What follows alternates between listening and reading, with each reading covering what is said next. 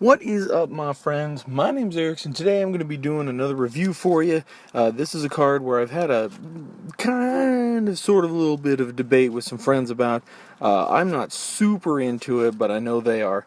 Today's card is Assembled Alphas. For 5 in a red, you get a 5/5 wolf. Whenever assembled alphas blocks or becomes blocked by a creature, assembled alphas deals 3 damage to that creature and 3 damage to that creature's controller. This is something that the debate is mostly about draft, and I have a buddy who is like all for this card. Whenever he sees it in a pack, he will draft it every time, and I don't think it's that great. I mean, yes, it's a big body. For 6 mana, you get a 5/5, which is okay. That's not bad. Once you get 6 and up, you usually find bigger bodies or stronger abilities, but I digress. For this one, looking at it, when I read it, I immediately think of Inferno Titan. Inferno Titan was a little bit better, I think. When it came into play or it attacked, it dealt 3 damage divided as you choose among creatures and players.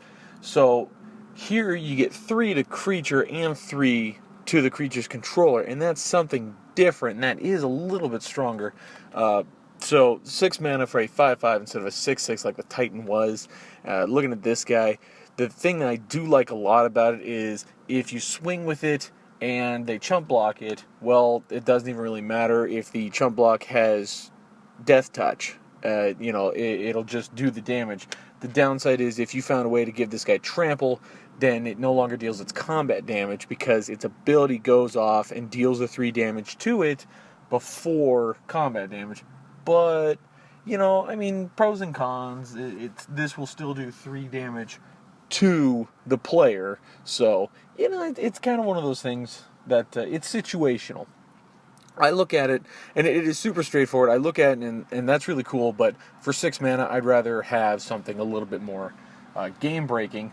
But that's not to say this is a bad card. If your opponent is swinging at you with this guy, do you take the 5, or do you block and possibly, take 3, and, well, you definitely take the 3, but do you take the 3 and you lose a creature without even scratching assembled alphas? It's interesting. One of the things that I really like about it, flavor-wise, is that it's a big wolf, and, it's kind of like nature coming together, and force of nature, we'll say, and stuff like that out in the wild, a pack of wolves, and just flavorfully, I like that a lot. I think that's really cool.